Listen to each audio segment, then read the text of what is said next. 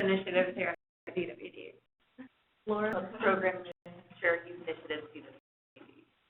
Rolander for Center of Workforce Innovation, Workforce Board, Region 1, Northwest Indiana. Jerry After with DWD with Adult Education.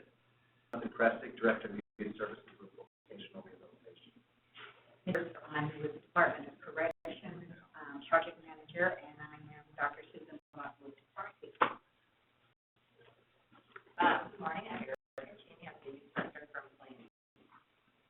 Laying it down, DWD. Well, the Director of Operations for Region 9. I'm the CEO of the Eastern Indiana Workforce Board.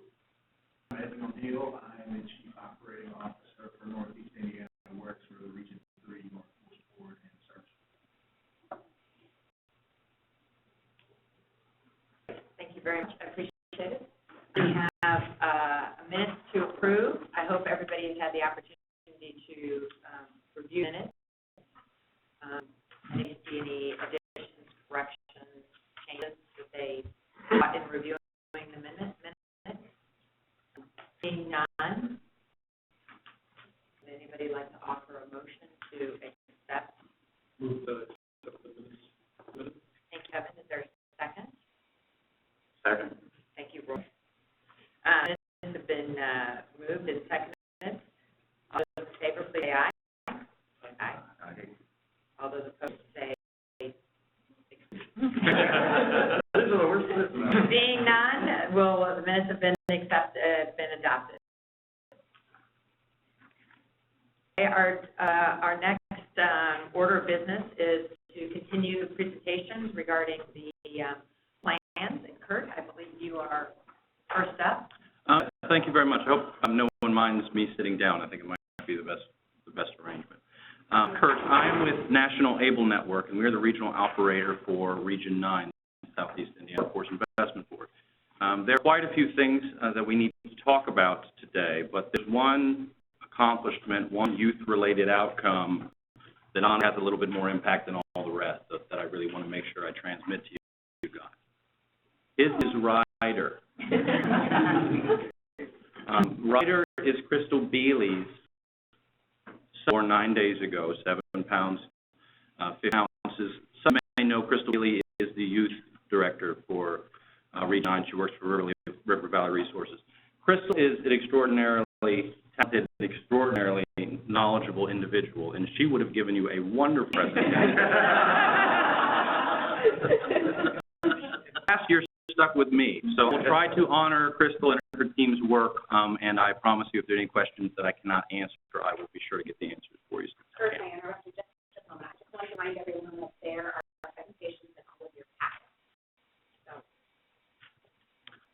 So I am from Region 9, and this is the map that people normally refer to when they're talking about regions. I will get to not really liking this map very much, because mine's tucked there at the bottom, and it doesn't stick out that much. Region 9 includes Lawrenceburg, Madison, Norton. But it finds it more useful to look at Region 9 like this. Specifically, more like this. So 9 is located at an intersection between 3 major metropolitan areas. There are other regions that border other metropolitan areas, including those across the state, but Region 9 is the only one that's kind of intersected perfectly between them. If you're trying to understand Region 9 in the context of our workforce, the positives, the negatives, there's better context for what Region 9 is about. Major employment sectors, manufacturing, no surprise, healthcare. We actually have a hospitality industry because of the riverboats that run along the river. Another item to note about Region 9, unfortunately, is our attainment rates are garbage. We've got terrible attainment rates. 1% of the population only have a high school diploma. 7% have only associates or higher. The Lumina Foundation says we should be aiming for 60%. We're near that. Now, the numbers are actually climbing. They're going in the right direction because there's a lot of work that's been done for many, many years to try to address that. It's not where it needs to be. There's a breakdown. The thing to think about with Region 9 is we are really one of the little guys. There are 10 counties in the region. It's percent of the state, but only 5% of the population. The actual population density is half of Indiana, so we're rural. Despite in Columbus, Lawrenceburg, Madison, most of it's very, very rural, along with the challenges and opportunities that come with rural delivery. We also have the smallest allocation of all of the boards, at least at the moment. Right now, we get 3.7% of the WIOA money that comes out. Now, we have 5% of the population, but we only get 3.7% of the money. Why is that? It has everything to do with our unemployment rate, which right now is really good. It's 3.9. I think some of you guys know, maybe most of you guys know, that when the federal government is distributing WIOA funds, they apply a formula. That formula is weighed heavily on how your unemployment rate is. So, for example, the state of Indiana, when the time comes for Indiana to get its money, it's a smaller bucket because Indiana is actually doing better than the nation. That comes and bites us again when it's time to distribute it to the regions, because Region 9 is doing better, has a lower rate than other regions. So sure enough, that bucket gets even smaller. So that's why, even though we have 5% of the population, we only have 3.7% of the money. Understand the philosophy behind that. There's some logic there. The idea is that there's not as many job seekers, so you don't need as much money. But there's a critical flaw in that it's looking at it purely from the side of the supply, and they're thinking about it in terms of demand. If our employer wants to expand their business, that 3.9% unemployment rate is a big, big problem. If you're a development agency that wants to attract new business, 0.9% is a very, very big problem. But enough, we don't have as many resources to address that problem, and that's our challenge. We talk a lot about a workforce pipeline challenge in Indiana, about the need for skilled workers. In Region 9, it's well beyond skilled workers. They have a need for just workers. It's a huge problem. We are very, very concerned about that. Our board views it as its mission to not just do what WIOA tells us to do, but to do everything we can to address this problem. And it's really to do that because our resources are very limited. We're gripe about that, but that's something that really helps explain kind of our philosophy and the way we do business. Presenting the board's vision. Really, it's pipeline. We need to come up with short, mid, and long-term solutions to the pipeline challenge. We need to drive investments into the region because we don't get enough just by being there. We have to collaborate. We have to be excellent with our programs. We have to innovate. We have to figure it out, how we're doing it a different way. Specifically, getting into youth goals. Our board is a huge champion for the JAG program and sees how wonderful it is. We are a very small region, but very proud to have 4 schools, and actually we're now up to 6 schools. The board has made an express goal. They want to drop out prevention program in every single high school in the region. A lofty goal. Will it be JAG? Probably not. But the goal is to have something like JAG in every single school because we recognize that it's making a difference. It's attuned to the specific challenges of our population, and it's the right way to address the pipeline problem. Kurt, how many schools do you have? We have now. No. Oh, the schools. Right. The count actually varies a little bit. I'm trying to get a definitive answer. My board chair always cites 33. It's whether you're counting private and public. There's a couple that are kind of go your way. So I apologize for not having a definitive number. We always cite 33 high schools. Anyway, another project which is extremely ambitious is our goal has challenged us to get a resume from every senior in the region. It's a largely unfunded project. We got a tiny little bit of skill up money for it. But again, pipeline issue. We've got roughly, I think the number was 18,000 seniors in the region, and there are 18,000 potential workers. We know what they do. Some of them go on to post-secondary. Some of them, most of them just fall off the face of the earth. We're working with schools to try to attract that better. But we know there's opportunities right there. Maybe students that don't realize they want a job, but if offered one, they'd probably take it. The board wants to intervene and is pushing staff to get out of the offices and go to the schools and present this as an option. That's a major board initiative that we just started recently. The board has a great deal of passion for serving disadvantaged and overlooked populations. So individuals with disabilities, individuals who are maybe involved with corrections. There's been a lot of conversations about the drug problem down south and what we could do for some of the rehab clinics once people get clean. All of these are different ways of trying to address the pipeline issue. So specifically at in-school youth, we were told to keep the JAG stuff separately. So just looking at the in-school school that's not JAG first. Our targets here are not really huge. We don't have a lot of money. We have young adult services like intensive case management services that we provide. We do this for out of school, but we also do for in school. Target for in-school youth that are not in JAG is about 50 people. It's not a lot. That's the amount that the money can sustain. The way it works, we've only got 4 case managers that do this work along with the out-of-school youth work. They have to cover 10 counties. I'm very adamant that they cover counties that don't have other services. So these folks that are going to the counties that don't have JAG, and typically reaching out to those populations we think are getting lost by the other things. This is intensive work. It can last a couple of months. It can last several years. It depends on the needs of the individual, but it's one-on-one case management, changing lives. Very important stuff. Next, talk about the high school talent pipeline project. Again, this is the one I mentioned about getting high schools. The mandate we were given is get a resume from every student. We saw an opportunity to do something a little bit more than that. We want to actually set up a permanent relationship with the schools to let them know that we're here to help with their workforce needs. So we started this project by doing a survey of all of those schools and asking what they're doing right now. Some schools are doing great work. They're doing resume prep. They're doing internships. Some schools are doing nothing. First do is ascertain what they're doing and what they're not doing, and then we started offering the services we would normally offer in a Work One, but we'll come to your school and do it. And the interest in this has been overwhelming, as you can imagine. The schools know that this is important work. They want to do it, but talk about how busy school counselors are and things like that. And energy or resources that can be applied to this, they want them. And so even though we only had a month or two to do it at the end of the last school year, we got 11 schools on board. We ended up creating over 500 resumes. We did 250 mock interviews. Right now, in terms of weaknesses of this particular program, is we're still figuring out how do we capture the full impact of it. We know it's good. We're hearing that kids are getting jobs from this.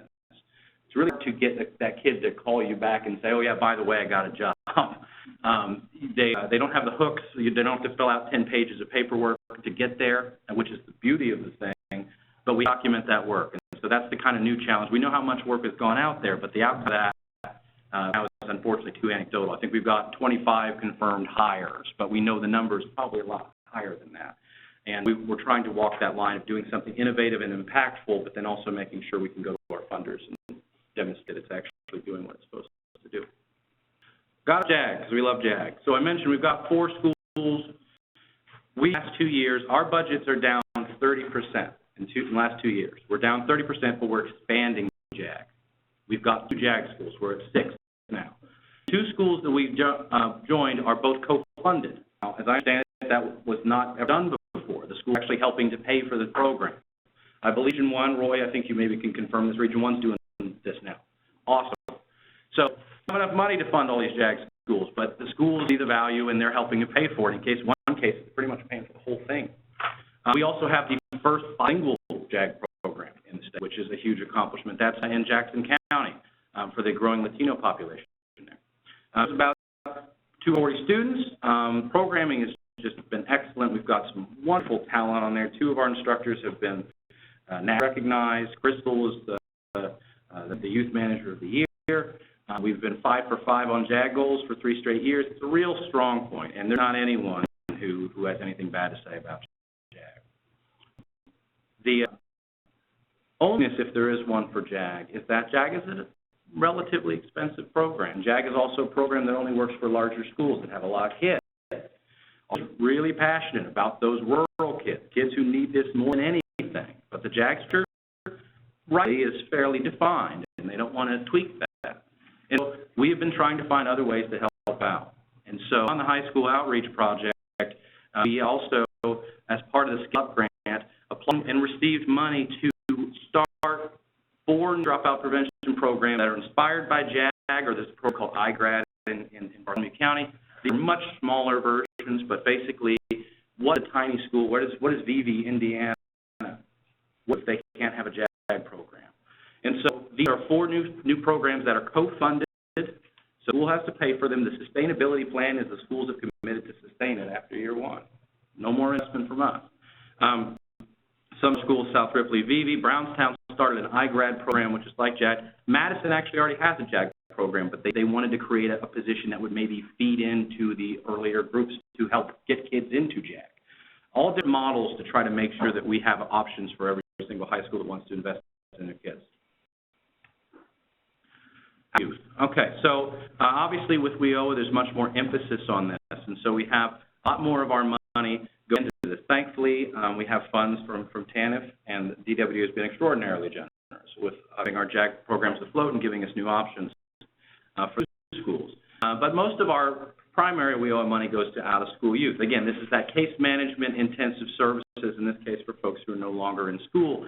WIOA increased the age to 24 of folks who qualify for youth services. And so we were surprised at how easy it was for us to kind of get a ratio where it needed to be, because we were seeing a lot of younger adults anyway. Right now, the goal is 290, which is not huge, but again, it's as much as the money can sustain. We've got the same 4 folks representing the counties doing all of this work and doing it very, very well. As part of this is work experience that we offer. I'll admit to not knowing as much about this as Crystal would, but it's my understanding that they have structured 2 different types of work experiences. There's one that's kind of designed for folks that have no job experience whatsoever. And for them, they actually have a series of soft skill modules that they have to do before they start a work experience to make sure that they go in and they're ready to go. Okay, and then the other one is actually the more traditional one. It's a work experience for people that already kind of have a career pathway. They're getting in there, getting experience, and moving forward. Okay, very quickly, I'll talk about Work Indiana. Work Indiana is not exclusively for folks, but it is a wildly successful program. Our little teeny region is #1 in the state for Work Indiana. We get the largest allocation you're allowed to get. It's really well suited for our needs, and there's a lot of younger adults that end up fitting into that. 9% is our ratio right now. We're at 91% and 9% for in-school because the JAG has covered other things. The only place I'll mention this, we also have a really neat Ticket to Work partnership for disadvantaged population. We've got a youth coordinator that partners with 2 mental health groups to provide. We actually just started a partnership with Region 1. Very excited about that. You asked me to put this table, so here's the table. Here's a short version of this. Core elements. Some of it is most of these elements were already in WIA, and they were incorporated into the curriculum, or the case managers do them. There are 5 new elements. They've been incorporated in the JAG curriculum. Any one thing that the JAG instructor can't do is done by an outside group. The case managers apply the same thing, apply in here. Okay. I haven't had a chance to dig into this, but we have an extensive partnership network in Region 9. It's been cited by the SWIC as a best practice. It's it's called the ECHO Network. It incorporates the Works Council and the board and all of these different entities that have all decided to work together as one big group. This is working really, really well. We were able to use this to win a very, very large Skill Up award. I mentioned the 2 things that the board is doing related to that. There's a lot more things we could talk about. To answer the last required question is, we really do not have a youth council anymore. We've switched it to an ad hoc committee, but don't interpret that as a lack of commitment toward youth. The council met and decided that because of so many other activities going on, because all these different groups, there's a group that's dedicated exclusively to increasing attainment rates and things like that, the youth council thought it was in the best interest to take that time and participate in this regional initiative instead of it being an inclusive board initiative. They need to consult with our work and pull them together anytime we need to, like, for example, if we need to do an RFP, they're still there. But the truth was we had so much regional activity going on that it was actually becoming a challenge to even schedule meetings because they're so engaged. It's a good kind of problem, not a bad problem. I think I'm done on time. Are there any questions I could answer for you guys? How does recruiting out of school youth decide where they are, recruiting them, forming partnerships to get to the 290 district?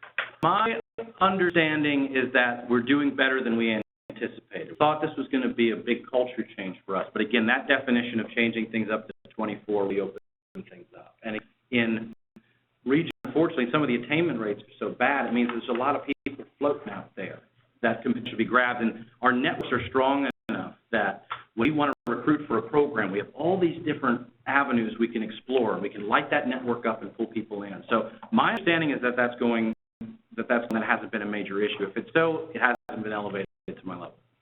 So it sounds like a lot of the ones you're bringing in, maybe in the new categories, sort of adults and 21 to 24. Correct. And I mean, mean, at this point, that's where it is. If we end up looking into that and determining that we're missing, you know, that 18-year-old, that 19-year-old, or whatever, then we can certainly adjust it. But I think we're there for those folks that are willing to what they need to do. Now, the next question is, how do we get more people ready and willing? Because there's a lot of folks that are not engaging the options that exist for them. Are you doing in partnership with vocational rehabilitation and Department of Corrections?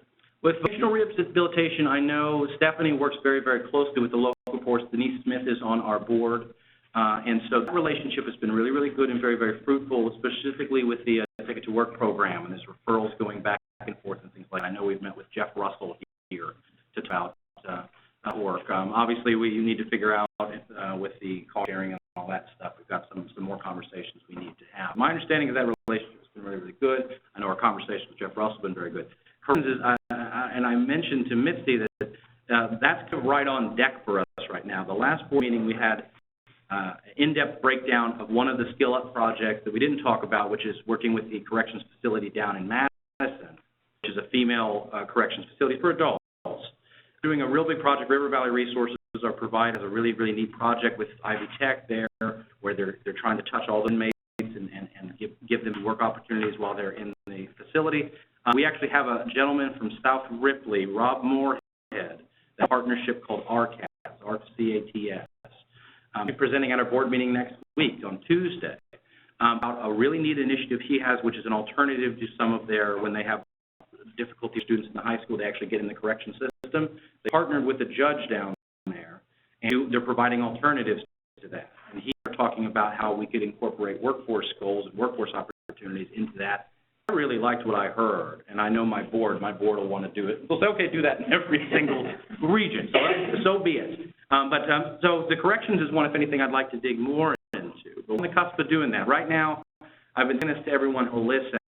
There's a unique opportunity now. While demand for workers is so high, you have an opportunity to work with populations that maybe people wouldn't normally work with.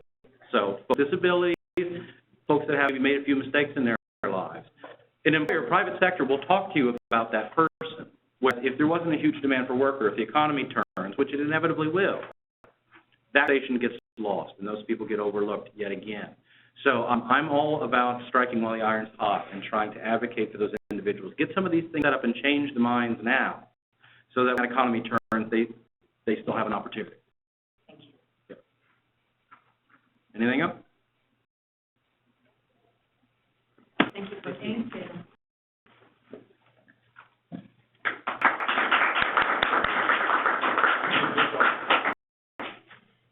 The next presenter is Region 6.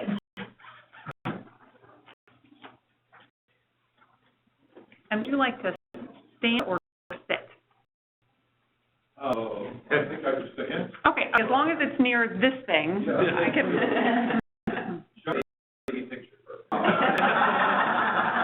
Anyone have a baby in your My background is a baby.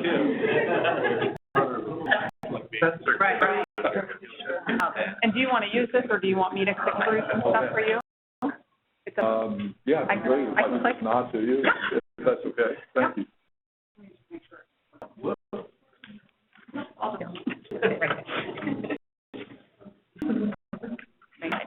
Well, good morning, everyone. It's my privilege to present RIC's youth plan to you. Just as a disclaimer, I'm probably the least qualified individual in our organization to present, but we're in the process of firing two JAG specialists this week to replace a couple that departed unexpectedly. So we consider this obviously a very important presentation, but I'm not even qualified to what the qualities are for a JAG specialist either. Karen and Janet are taking care of that. Janet White is our JAG coordinator, who is outstanding, as is Karen Bailey, who's been with us a long time as well. So 6, as you can see on the map, it stands out. Sorry. I jumped the gun. No, that's fine. Region is on the eastern border of Indiana, and we obviously receive a lot of commerce and exchange of employees from Ohio and into Ohio, which we owe it particularly fits. So we focus, of course, on our Hoosier and our Hoosier youth with our programs. So they give them an idea as to where we're located. From an economic standpoint, our labor market is roughly 160,000, give or take. I'm trying to read that without my glasses. Yes. We're all trying to read it. Even with our glasses. We have a total population that touches 340,000. The metro area is Muncie. The largest is Richmond in the southeastern corner of the region. Employment rate, our unemployed number is 7,721. The unemployment rate as of the late data is 4.8, and then we're 0.4% higher than the state average. A couple of concerning things that stood out as I looked at the data. Median age, we are roughly almost 4 years older than the median age of Indiana. And the income, if you'll note, per capita is 11% lower than the state average, and also 9% lower on the median household income, which equates to roughly about $200,000 over the average career. Children in poverty percentage is considerably higher than the state average at 6.5%. With Jay County, which this was actually quite a surprise to everyone on our team. Jay County is the highest in the state in child poverty. So we don't consider them challenges. These issues challenges. We consider them opportunities to add value to human beings and those who we serve, and give them opportunities to flourish and prosper. I'm glad I saw that too, son, and I thought, that's great. So the Region 6 overview of top employers and economic growth region 6 is subject to change because we've been recipient of a couple of large economic development projects who are coming to fruition in the very near future. But our largest employers, IU Health, Wall Memorial Hospital, and Ball State University. We other employers that are significant, have significant positive economic impact, healthcare, and we'll go through a list of sectors in the next slide. So gives you an idea of what our top employers are. Okay, so our top sector strategy, targeted sector strategies are healthcare, advanced and additive manufacturing, which additive manufacturing is an emerging sector that combines the 3D elements into advanced manufacturing to create quite a great opportunity for individuals who are interested in that. Processing is growing rapidly in the region. Agribusiness, of course, has been a steadfast sector. Logistics and warehouse with our IT corridor has been very strong. Information technology because of the need for a particular sector in virtually every aspect of people's lives. Visuals for, and I'm referring, I put the section numbers there, section 2.1. Our vision and goals are system alignment and driven programs and investments and a client-centric approach. Partnerships, an example that's emerging, and I wasn't sure whether to include this or not because there's a submission for this project, I think, for a skill-up grant to add that.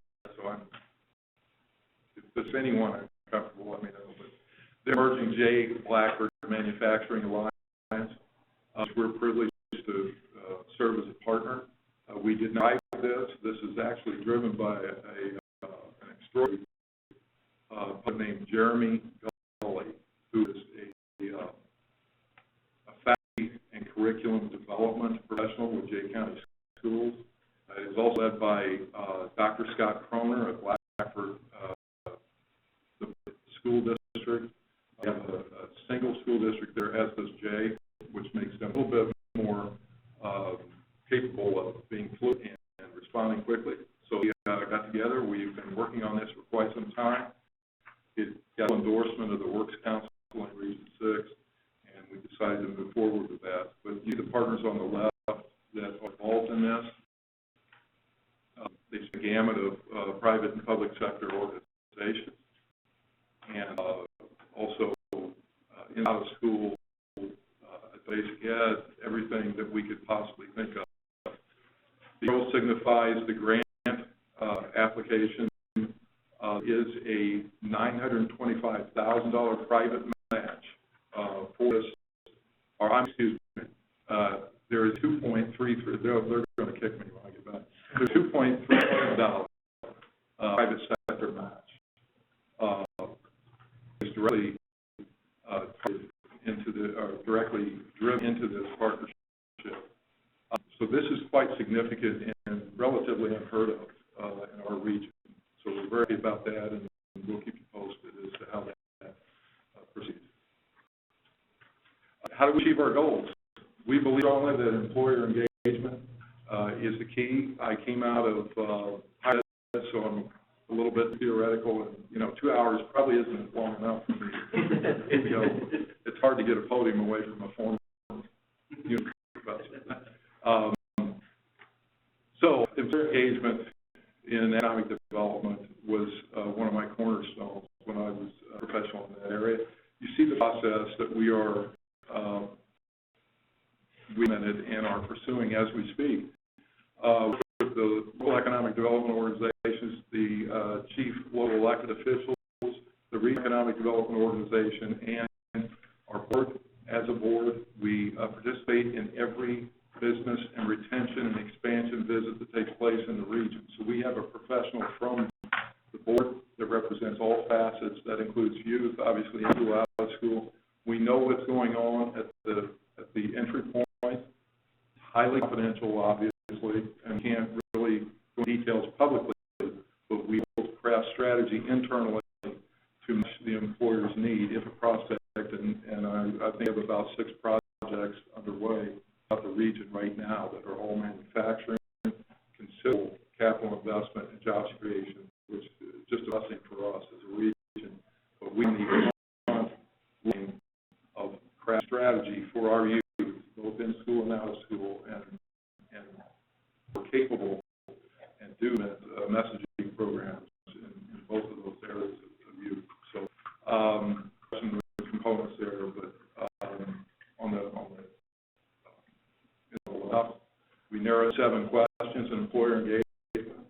I make a promise to the people that we don't take any more than 45 minutes. We're in, we're out. We don't waste time. It's confidential. You know who's coming in advance as an employer, so it's very quick. But it is the closest thing that we can achieve to workforce demand database in real time. There is a real-time database. We all know that. But this BLS, census, or any other database, this is real-time data as to what the companies are projecting when they come in, and also as they grow, and how during our visits to try to retain those companies. We emphasize the importance of youth during the visits, and it's very well received across the board. So we are the single point of contact for workforce development in the region as a workforce board. We have the full support of our economic development professionals, a regional economic development board. I serve on the regional board. I'm on the Workforce Council for Region 6. So there's unanimity, unanimous support of serving as the single point of workforce development contact, because all know prospects, existing companies. I'm a former manufacturer as well, so I didn't like confusion. Who do I go about this? So we just eliminate that confusion front end, and we provide the data to after the company a release everyone involved, all our stakeholders. That's the process in a nutshell.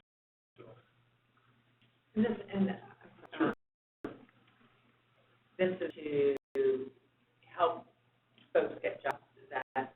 Yeah, we were asking them, the 7 questions include how many new hires do you project in the 1 year, 3 years, 5 years, and for those jobs, what jobs do you project to be hired? And what is sort of your, what is the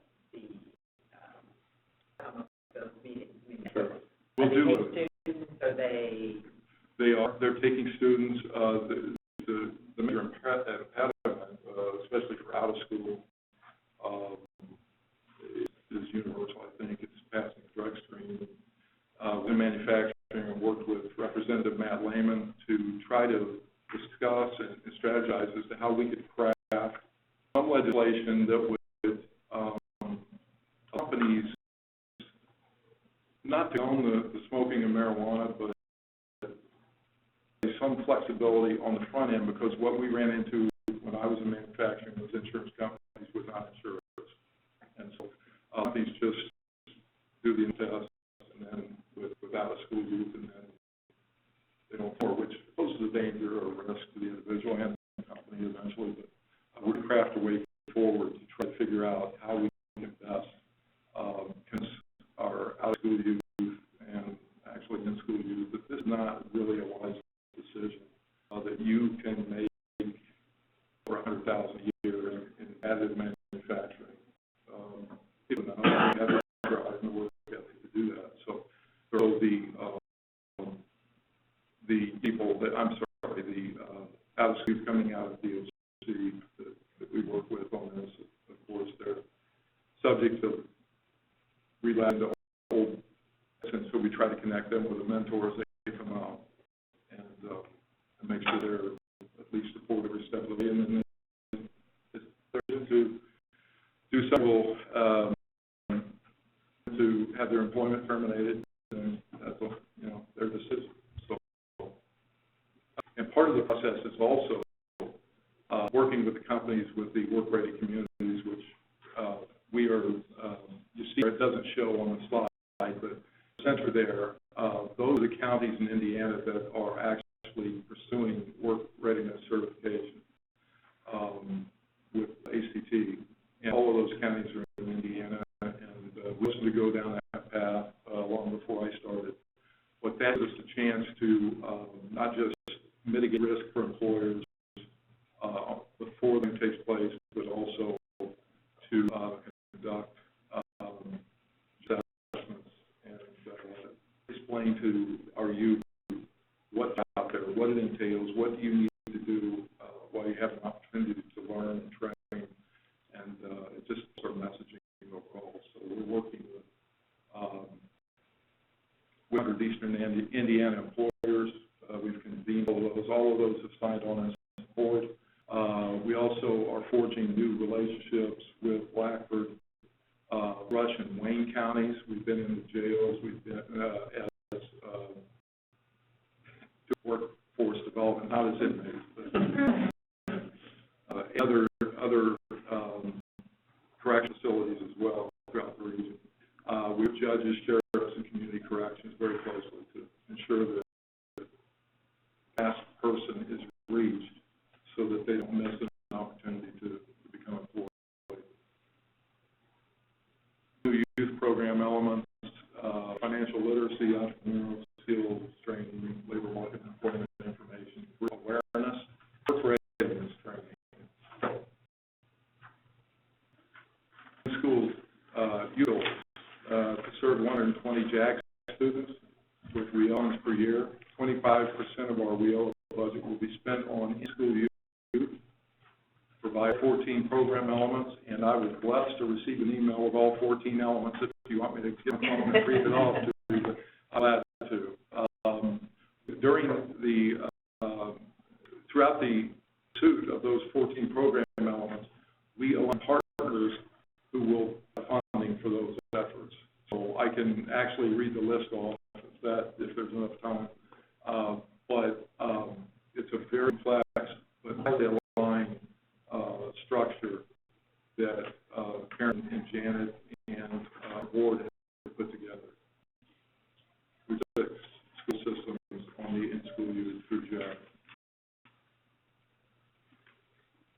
why, okay. Thank you. Out-of-school goals, 3.1. The goal is to serve 4 out-of-school youth.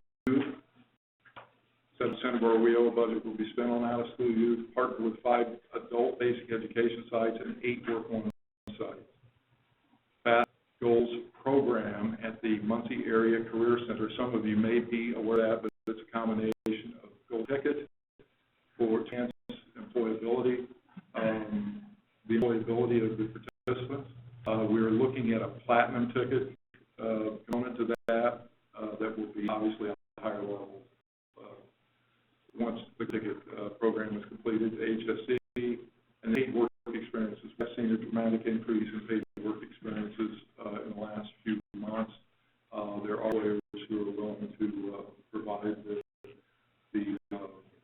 funding for that, and then we process, obviously, the checks to the individuals who are participating. Our future includes a strategy which is, we nickname SCORE, Securing Community Outreach, Reemployment, and Enrichment Sites, which will extensively with these areas, and then look at opportunities to enhance the overall youth program and effort in Region 6. This is my slide. I remind our staff and our team, our executive level team, and everyone. This is what we're after. This is what the chief elected officials and our partners are on 9 eastern Indiana counties with one goal, economic growth, which is defined by new capital investment.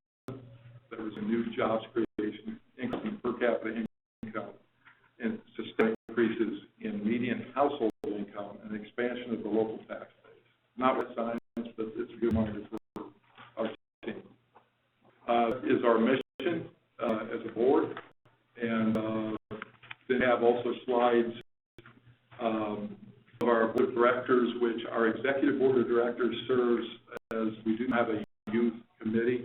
Our executive board of directors oversees youth efforts and then makes recommendations to the full board as such.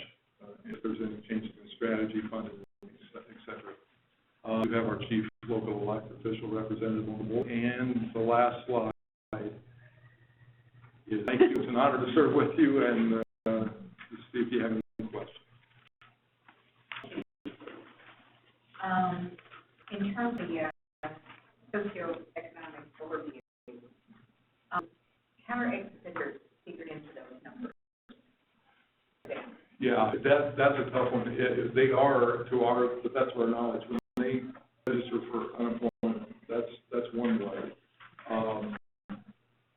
The actual per capita median household income figures don't come from UI, obviously, so that's something to figure.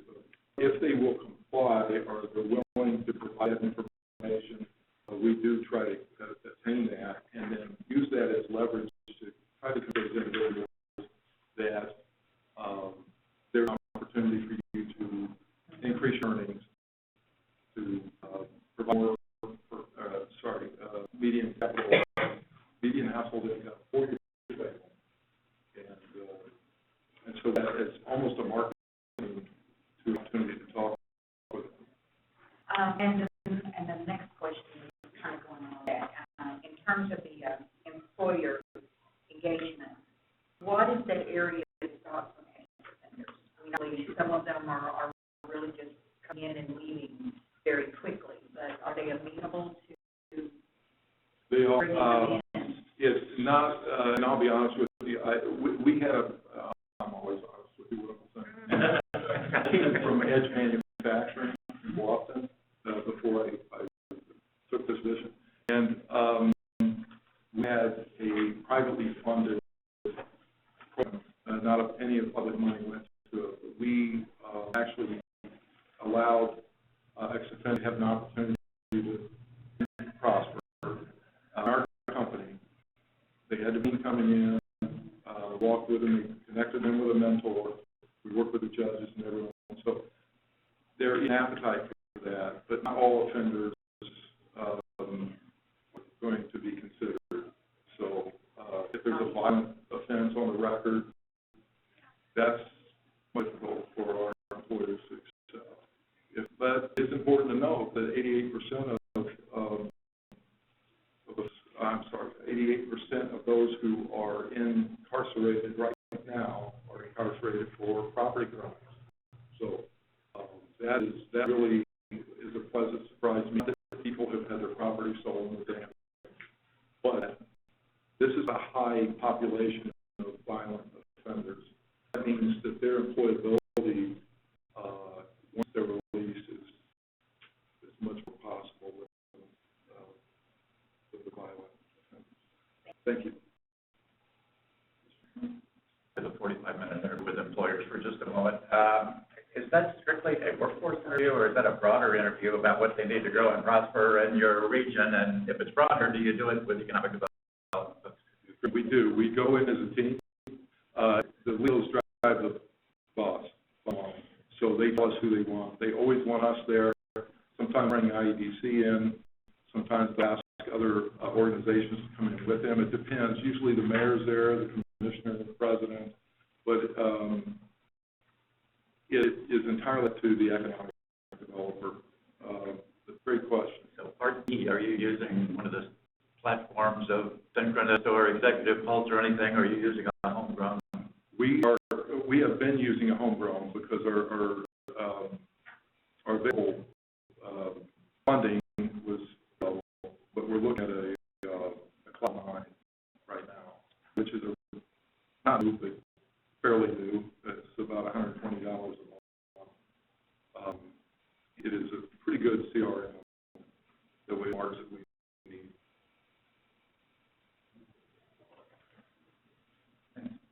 Thank you. Thank you.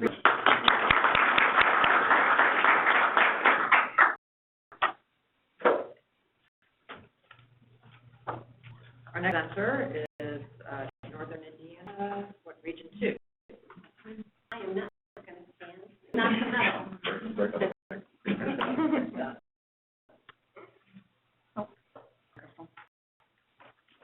I don't have that much coordination.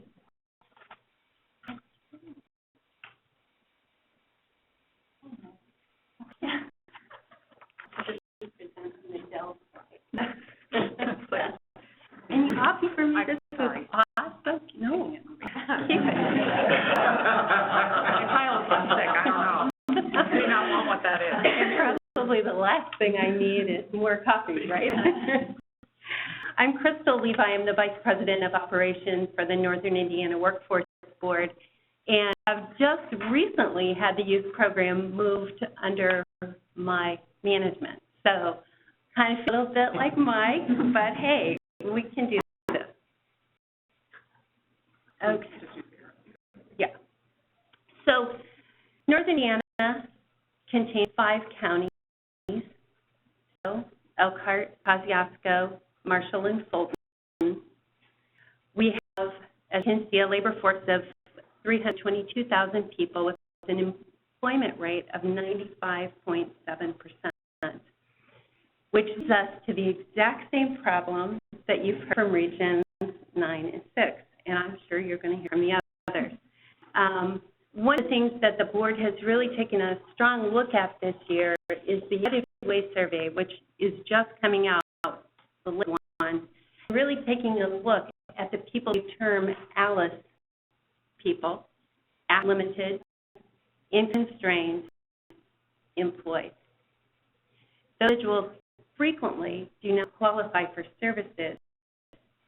And we look at our programs, how can we work with them and bring in the mix of what we're doing. We have a key issue in our region, and that is over 45,000 people who do not have their high school equivalency or their high school diploma. Not only because I come from Amish country, people, that's the problem. As a matter of fact, there are only about 6,700 individuals who qualify as Amish without equivalency. The other issue that we have in that number is that a good portion of those people are employed. They are employed in positions, they make pretty good money. If we end up in a situation that we were in before, in 2009, they are going to struggle. So those are what we call our key issues. And employers are screaming for more employees. And the part we're running into is that finding them, and we're beginning to lose them. On top of that, from a rapid response perspective or dislocated worker perspective, it's very easy to find out what their job skills are and get into employment. As the board takes a look at that, we set our vision. Of course, we want to develop the skilled workforce our local employers want and need, removing the barriers to employment. Our mission is to get people jobs as quickly as possible, and sometimes it pass through training. In the work that we do, sometimes it doesn't. Goals, of course, is a seamless pipeline for all unemployed and underemployed, and importantly, helping youth be prepared to enter the workforce, college, or military, and have truly prepared for tomorrow. You may want to click through. Am I not catching? Oh, it's not. It's a preview thing. It's very, I see. you're okay with that. On the computer. Okay, what am I not doing? You're fine. It's because you see the preview. That confusing. Ah. Yeah, just click tonight. So See what's happening? go back one. There you go. Ah, okay. Technically challenged, that's okay. So Region 2, for our youth programs, we're set up with 17 in-school JAG programs. When I came into the region in 2005, we inherited an incredible JAG program from Edmund and partners from Workforce Solutions. And we looked at it, and everyone was so excited about it that we have done everything we can to expand that. Like Kurt is saying, they want more. It tells us, well, right? So we're going to deal with that. And we have 9 out-of-school youth specialists currently who are really looking at how do we develop that 75% that we need to find. We have 6 distinct programs that if you walked in today, I could walk you there. We have 2 mobile programs, 6 distinct for brick and mortar, 2 mobile programs, and then 3 programs that are currently in development. We have, and I'll talk about this in a little bit, but there are 3 youth-focused business service representatives. That's all they focus on. 1 Pathways and Transition Director and an Outreach Director, because we've got to continue to grow those services. You know, with me, Kelly. Did it? Okay. So all schools in school programs, I'm sorry, currently in JAG, they've been verified, they've won national awards, we've had national presenters.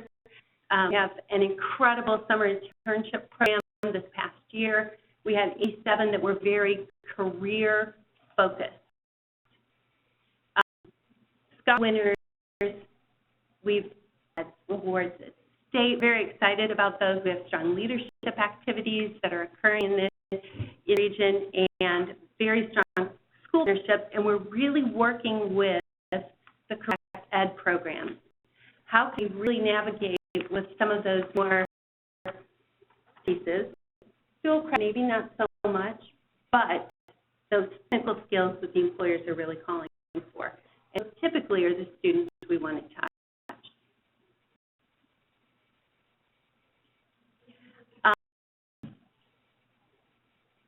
When I got hold of this program in July, we look at this issue of 25% funding for in-school, 75% out of school. We looked at it, we decided, you know, we really need a massive management restructure if we're going to hit the new WIOA program element.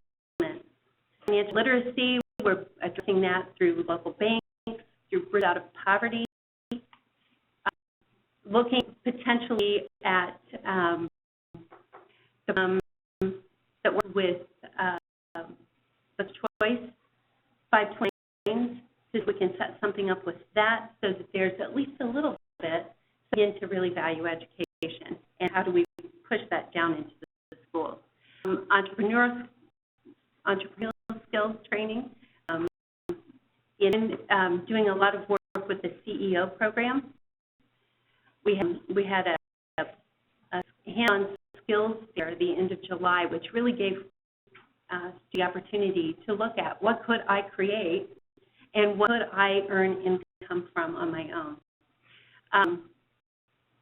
Obviously, market information exploration for students, the key piece that we're working on with that is looking at the job shadowing. When they want to do something, we need to get them into the employer as quickly as possible so they have an idea of what it really looks like. Obviously, increasing transition and increasing workforce prep. Sector that we do is manufacturing. In looking at that, everything that we do, and sometimes we get frustrated because with 40%, how do you tell kids to continue college? How do you work with employers and talk them into tuition reimbursement, that sort of thing? Encourage them to do perhaps co-op programs where, you know, students are working a semester, school a semester, and so the conversations are beginning to happen. Healthcare, our two largest employers are Notre Dame and Beacon Health. Notre Dame kind of has the healthcare piece, but they're doing a lot of employment with hospitality. We have an emerging IT sector that's having new board membership because we sit right on the hub of the darknet as it comes through across the country, becoming broadband communities, and going to drive some of those IT jobs. We're hearing about them, but in Region 2, they've not taken off. So prepare when the jobs aren't quite here. Hospitality, we have a strong partnership with our Pokand of the Potawatomi.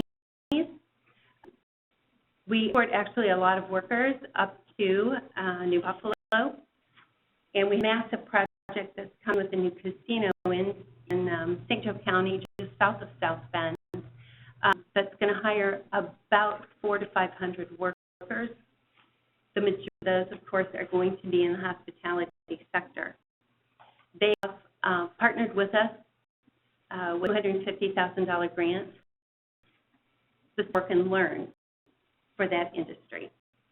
And of course, one of the things that's very true in Region 2 is that we have manufacturing, we have we have a lot of corn, sometimes soybeans, depends on the year and how they cycle. So those things are really, I didn't keep up with myself, did I? Those that drive what when we look at our demand-driven sectors for the students. Our out-of-school youth, we've been really focusing on this 75% piece.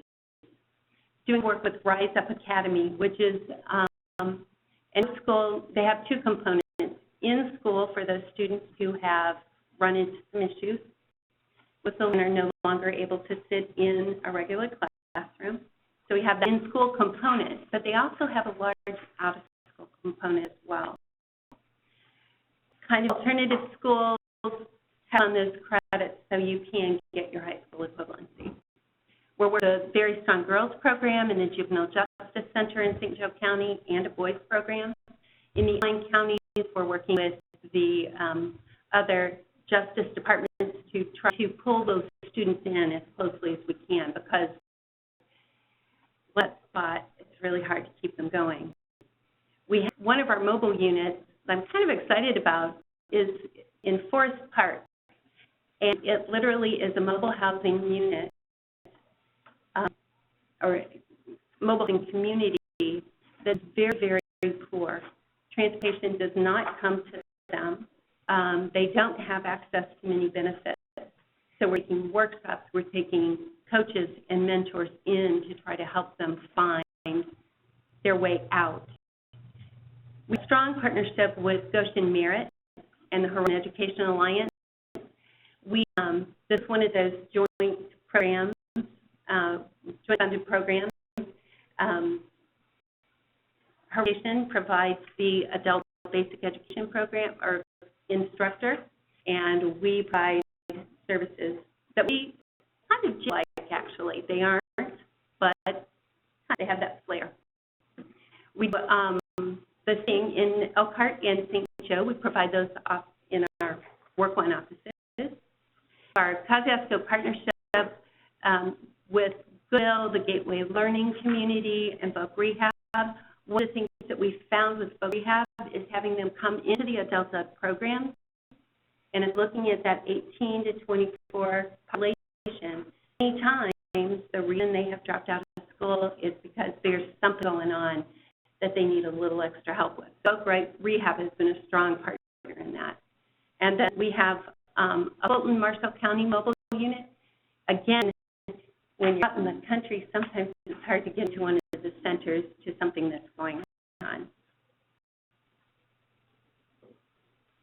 So, new opportunities on the horizon. The biggest piece that we have going on right now is with the Goodwill of Michiana and their Excel Center. And we are beginning to do work with them in co-enrollment of students that are trying to go back, get their full equivalency, that sort of thing.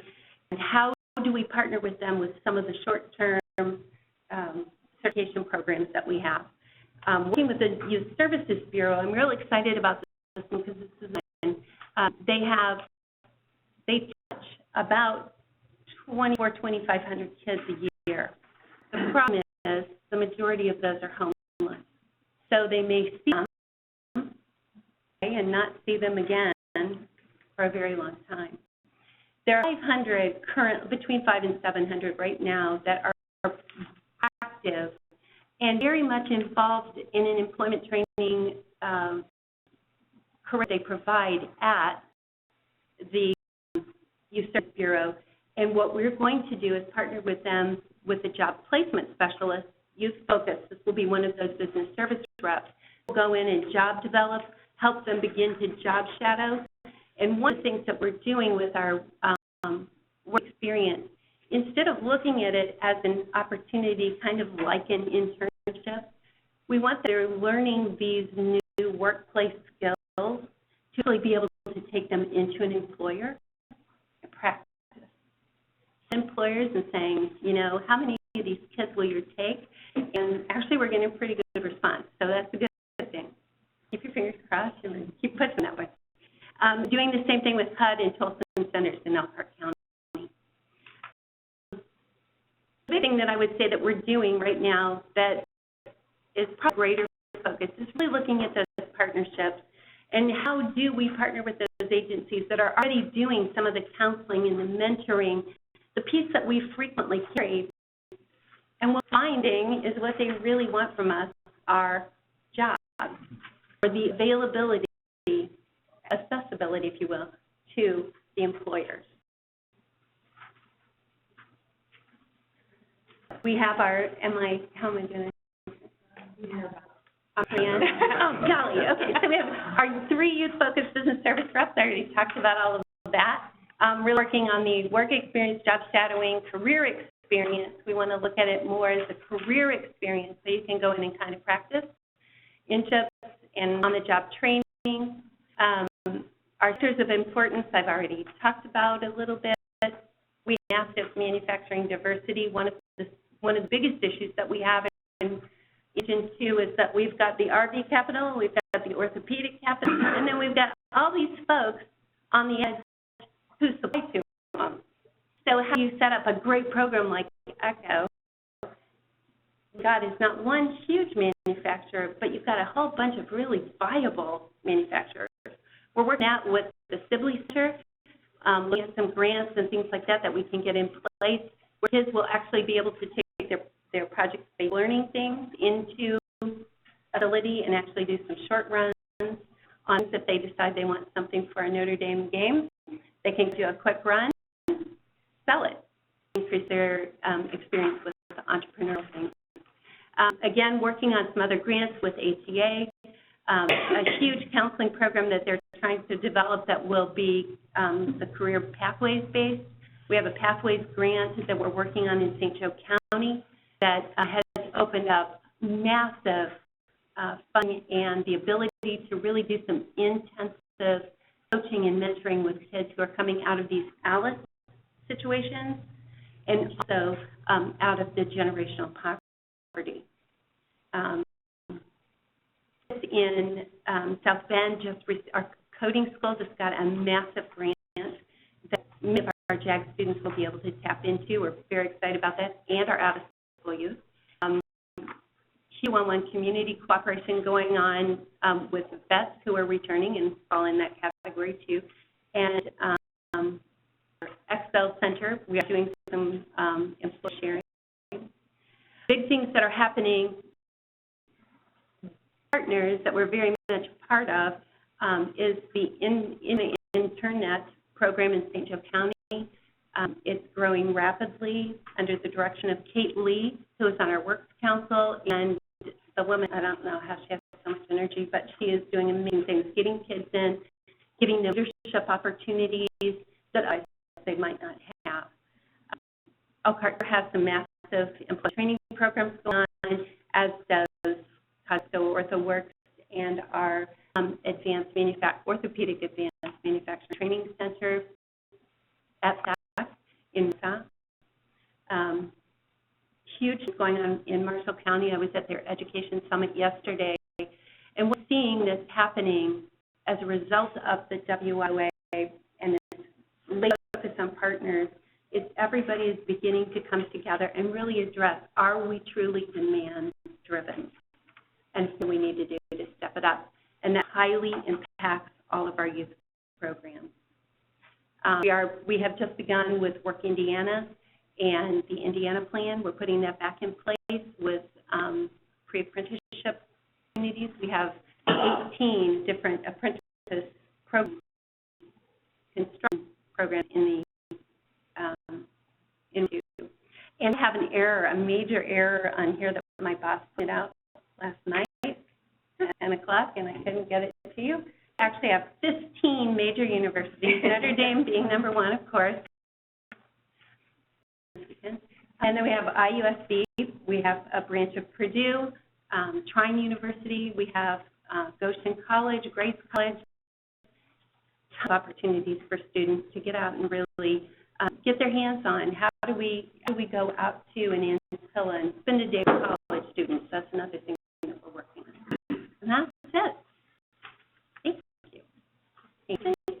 I have just a couple questions. Okay. You say you have 17 in-school JAG programs. How many students does that cover? It covered last year, help me out, I think last 987. And how much? 1,000. Okay. Now, that is 2 new ones this year, so there was 15 schools, about 1,000 students. Okay, and then how many schools total? 17 schools. No, In the region. Whoa, that's a good question. I'm trying to figure out what the impact is. But you do a lot of educational institutions in your community. You have a tremendous amount of, I was surprised when you put on that I help was not on your list of when you mentioned Notre Dame, I think, as being kind of primary employers in your region. I was surprised you didn't have IU Health on there because they have been what? At the table with us, and they're in LaPorte, but the Joe Med piece is not with IU. Well, I understand that, but they are in Goshen, Kosciuszko. They are in Elkhart. So we need to tap into that. Joe, you got St. Joe and Memorial, obviously, that are in South Bend, but right. And Mishawaka. So they're around. This region is rich with a lot of great companies. I'm struggling. Struggling with success, that you have 4,000 students with no high school. Those students, they'll be individuals up to 72. Okay. That's demographic of the region. Right, so it's not. It's overwhelming. it's a very, it's a very inclusive environment. And so you have religious-based educational institutions in that area. I'm just surprised there isn't more of a mission with some of those things, with some of those entities. And it has been with the work that we're doing with the Horizon Education Alliance, with Great College. We see that, and also Goshen with the Goshen Merit Center as well, trying to reach into that. Part of the problem that we run into as well, though, is that employers are paying full wages, like some really good wages, individuals who are employed without their high school equivalency. Those employers do not want them to come in, educating them to that as well. Right, but you have a pipeline issue. Right. That's what I've got, that's So what I got. we currently work with those employers and try to encourage it. Right. But that's a huge issue. I'm sorry, Alice again is access limited. Asset limited, income constrained. And that's the way they report program that's driving a lot of work that's happening in the region.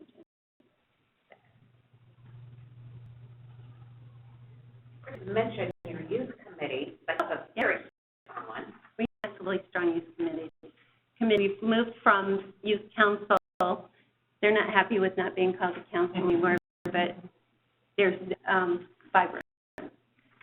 It's led by Perry Watson, who is just an amazing community leader in the things that he's taking on, looking at issues for young men. It's an amazing youth committee, strong, very powerful. Any other questions? Great, thank you very much. Next up, Region 3. I was demonstrative, and I probably can't work. I'll be quick. Bring my coffee. Sorry, I'll have my back to you. Before time starts, I'll give up. What is it with you guys? I am no longer, I used to be our youth director, actually. I'm not anymore. Our youth director is a wonderful person named Karen Green, who could not be here because she donated a kidney. To someone, and she is there you go. Do you have a picture of it? I do not have a picture of the kidney. So I'm obviously familiar with our youth programming, very intimately familiar. At one point, I was our service water jack program manager.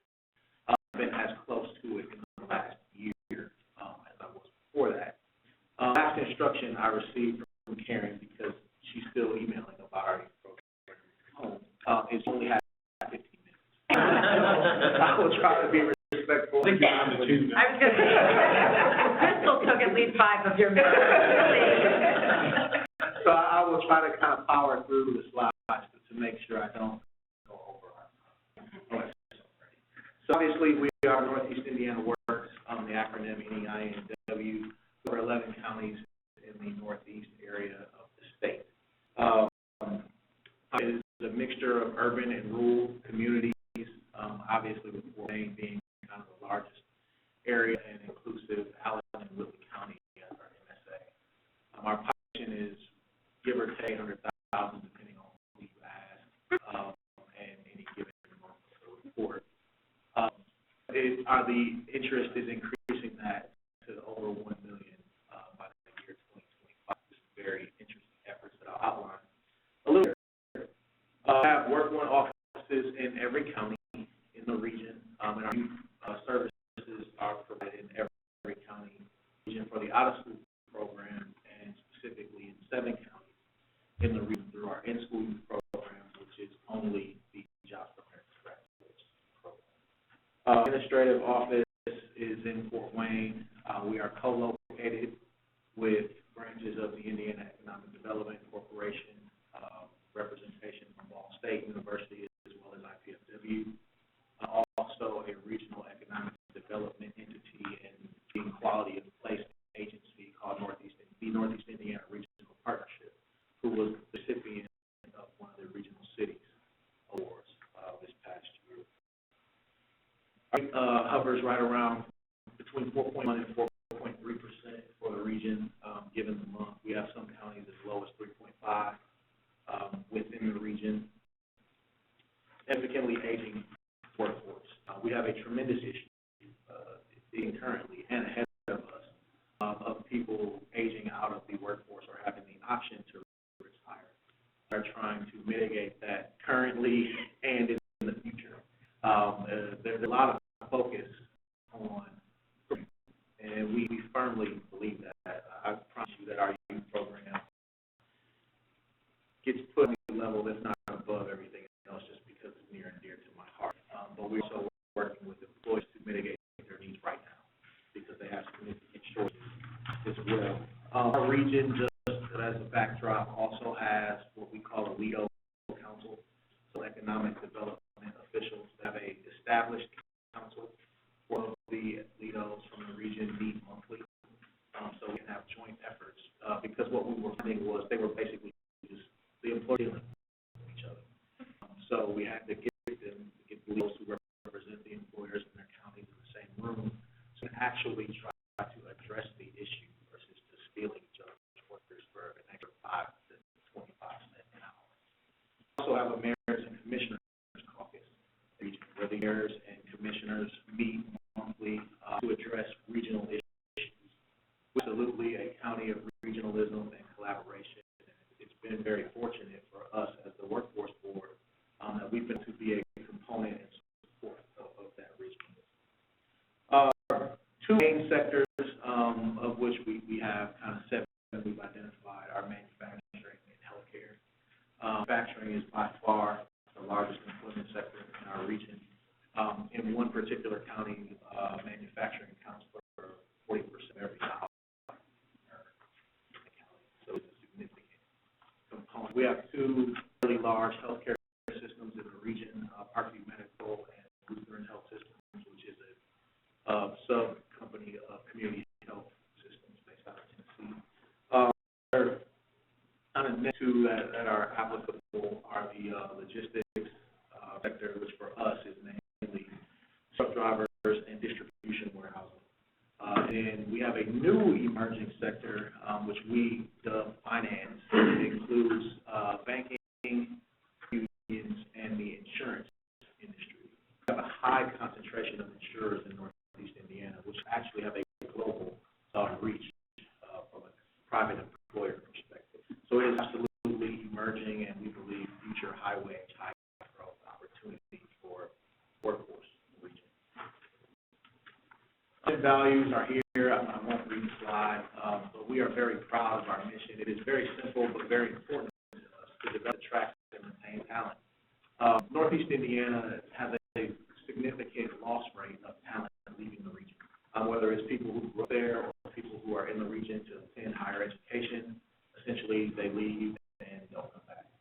I'm from Indiana. I'm not from Northeast Indiana. I actually moved to Indiana from Texas in 2008. And one of the first things people will, in Fort Wayne, if any of you are familiar with it, you always get asked where you go to high school, which makes sense to me, but that's like the third question you get anytime you meet someone. But there was a belief regionally of saying, why'd you move here? Or why are you here? Or sorry you're here. I'm like, well, thanks for welcoming me. You know, I actually think Wayne is a really nice place, and the region as a whole is extremely nice and welcoming and a great place to live and raise children.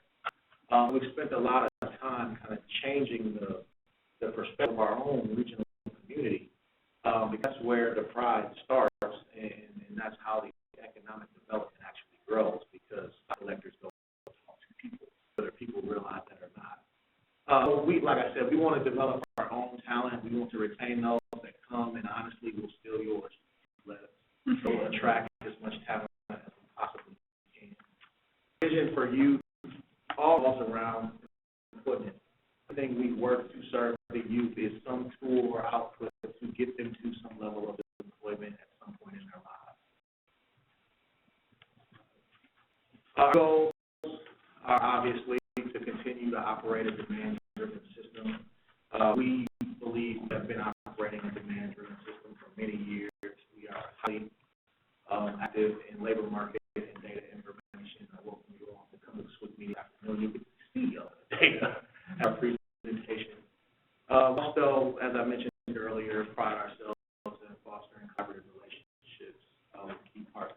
One I'll get into fairly in-depthly, I think, in presentation because it's related to our youth committee and transitioning into a much bigger opportunity within the region. We make a point to identify and share resources.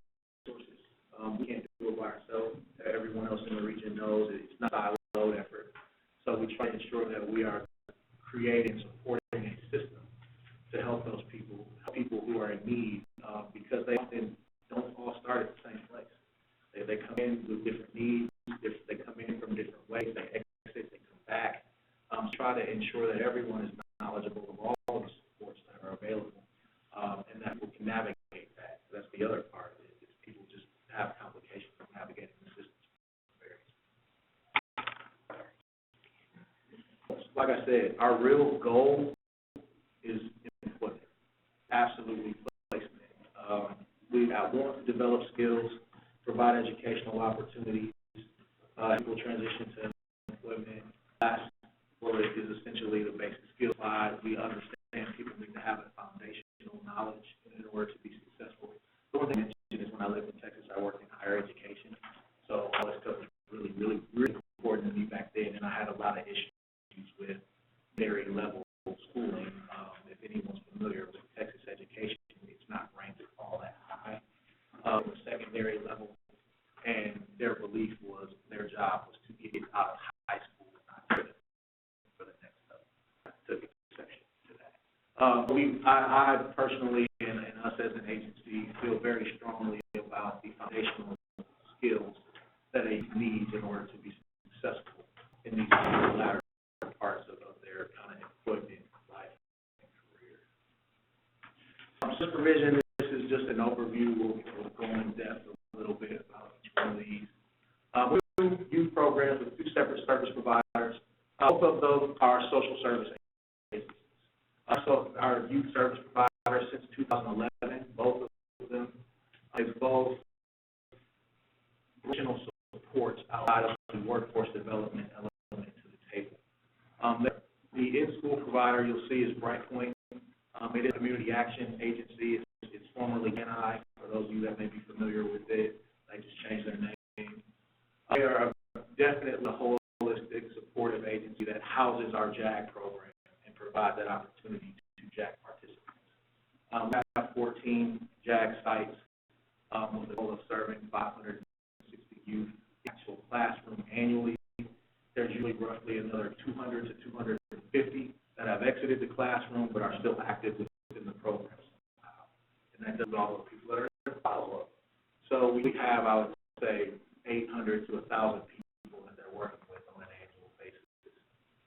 Percent of our year's WIOA allocation was being used to support JAG with some additional supports through TANF and some other grants that we received. The school youth program is run by a company called SCAN, Inc. SCAN stands for Stop Child Abuse and Neglect. 35% of our WIOA allocation. This year's new projected enrollment is 150 youth. I believe carried in 67 from last year. Had a total enrollment last year of 157. We're also serving much more than 150, but that is the new enrollment.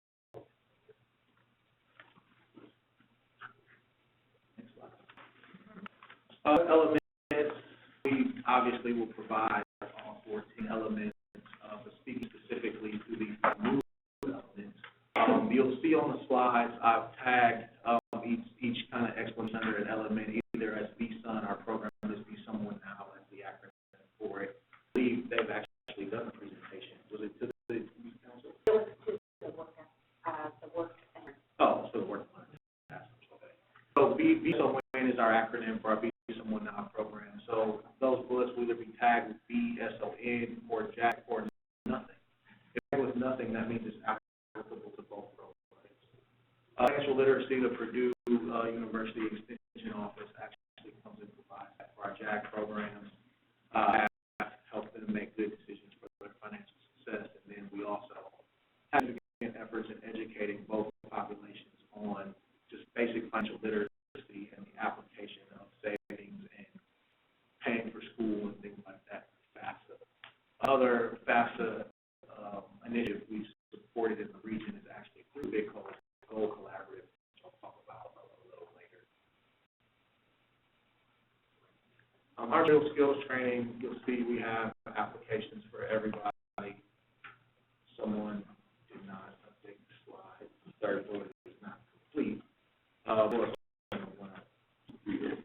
So that bullet should say entrepreneurs will be made available both in the classroom and in a one-on-one basis with people in the program, usually either through guest speakers or mentorships. We provide students who have an interest in becoming an entrepreneur with people who are entrepreneurs. So I actually spoke with the group, both for JAG and our out-of-school youth about being entrepreneurs, and I don't know if they ever really invite me back. My family is mostly entrepreneurs and business owners, and it's hard work. Like, it's go to school, get a business degree, and start your business. The question to them is always, okay, your business in what? Like, because you want to start a business, you still have to have a skill set to do something. You can't just say, I'm going to start a business. So there's always a very lively conversation with kids about that. Market, labor market and employment information. We're a big LMI region. Kent Sellers, who's actually a DWD employee, actually resides at our administrative office, and we lean on him for a tremendous amount of labor market information, which is to drive decisions, but also used to support interests of employers, our service providers, and everyone else in the region. Post-secondary education and training, like I said, you can see what's on the slide. We've been providing all these things as well. I think they were just more outlined and structured under the VOA. Educational services are essentially, for JAG specifically, it's integrated in the curriculum that is delivered in the classroom. The next 2 or 3 slides, I believe, actually just cover the cohort component of our out-of-school youth program. They do run the program in 3-4 cohorts, 2-week cohorts annually, but continuous engagement throughout what we call program year. So it's not as if they only work with the participants for 10 weeks. They are engaged immediately. We believe in immediate engagement just because I know until people have to come back, they don't. The reality of it. So we engage folks immediately. Another thing I didn't mention, particularly our out-of-school youth program, they are required to operate in our work-one centers 1 day a week.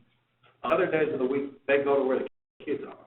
They go to coffee shops. They go to basketball courts. They actually also go to their homes because it is essentially a child abuse and parenting agency. Staff are all trained on in-home visits and in-home counseling.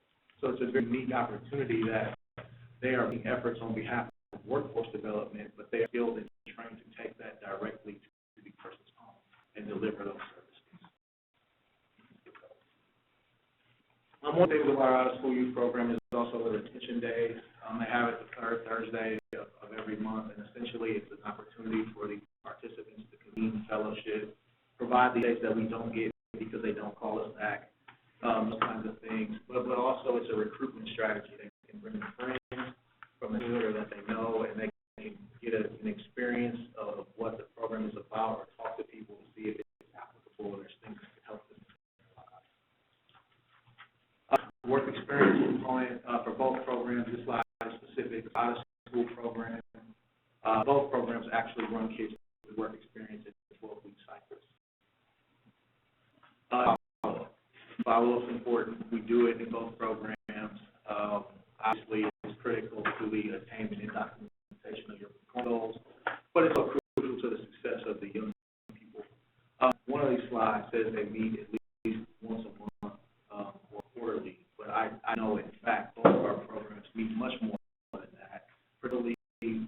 right point a young person exits. They really meet with them weekly, I believe, for the first 6 weeks after they've exited the program, because routinely not exited until they found some type of placement, and we all, they lose, if they're going to lose their placement, they're likely to lose it within the first 6 weeks of starting either education or a job. Splitting is our JAG schools. We have 14 sites, as I mentioned. They cover 7 counties with region. The last one in the second column is the Impact Institute. It is a career and technical education site. I think it's a pretty unique program. Impact Institute actually services 4 counties worth of schools. There's 17 school districts that feed students into that career and technical education site. And we have a JAG program, successful JAG program. Majority of those students are actually placed in employment at graduation.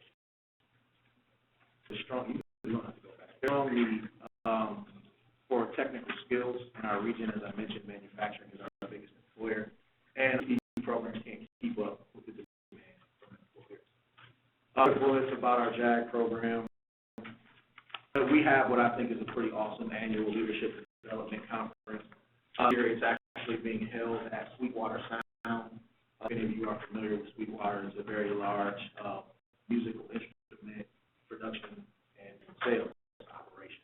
I believe second, maybe in the nation. Chuck Surak is a great community leader. We call him a tribal leader in our community, and he's offered to allow our JAG program to have their LPC there. It's actually, I can't remember the theme. Rachel just told me what it was. Music in motion or something like that. But it will be an awesome opportunity and experience for the Career Association leaders in our JAG program. Many of them will have never seen a place like Sweetwater Sound. I mean, I'm all of you who've never been there, so check it out.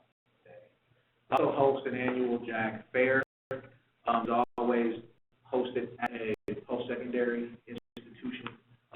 There's always a college fair tied to it. We usually have roughly 20 to 30 other post-secondary institutions on site for kids to connect with. They also tour. There's a minimum of 2 to 3 workshops that are also provided during that time. And they also get to connect differently with different departments on campus based on their academic interests, their extracurricular interests, or affiliations that they may have for specialty populations that may be represented at the youth performance, obviously, we will have to hit whatever benchmarks are negotiated with the department for our youth performance goals. We've not had issues attaining them ever in the past. I'll be very honest. I'm really, really interested in median earnings goal, both for our youth and our adult dislocated worker population, because that is a very significant shift in my opinion. Workforce board activities. So as mentioned, we have a youth council. We don't anymore. Shifted from a youth council to a youth committee, and that has now evolved into something a little different that I'll talk about. We do have representation from our former youth council and committee on executive committee. The gentleman's name is John Niederman. He's actually our longest tenured board member. He is a server. His company, Pathfinders, is a vocational rehabilitation service provider.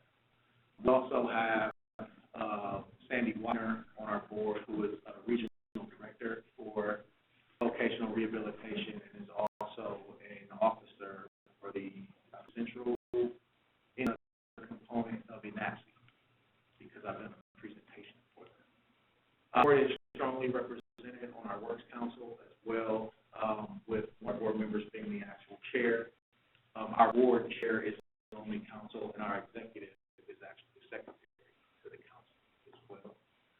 The Me campaign is another thing I wanted to highlight because it is significant to our efforts in serving youth in the region.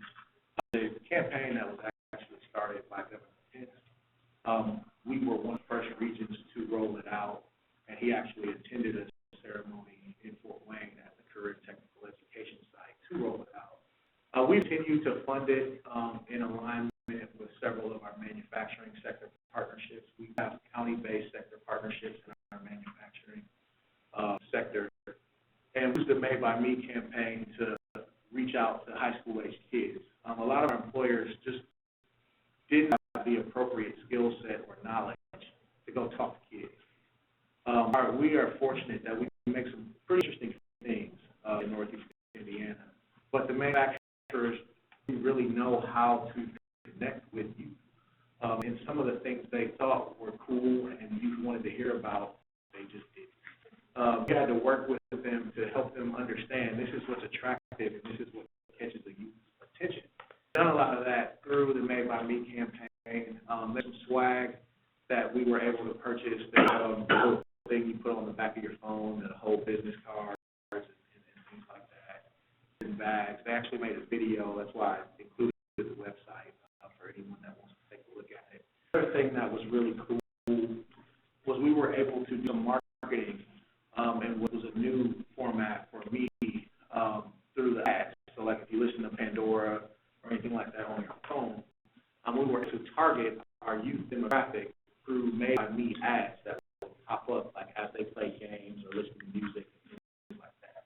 And I had over 80,000 hits as a result of that marketing and advertising. So it was a strong campaign, and we've been able to generate interest with 5 vocational sites in our region in total, and they've all told us that they've seen an increase in interest as a result of the efforts through that campaign. Also received funding through the first round of the Skill Up grants to help support expanding our career and technical education services in the region as well. Is the Big Goal Collaborative. So this is what happened to our youth community. Similar to the ecosystem, we had a larger effort of credentialing our entire region to the Lumina Goal, and that effort has been underway for over 8 years in our region. So as we were building out, the Big Goal Collaborative model is based on the model of a company out of Cincinnati called Strive. And it's a cradle-to-career effort that starts in pre-K, actually, and runs through post-secondary education. And we were very similar both that we've had strong community support for this effort over the years, and it just became increasingly more difficult to set up separate meetings because everyone was already involved in the Big Goal effort.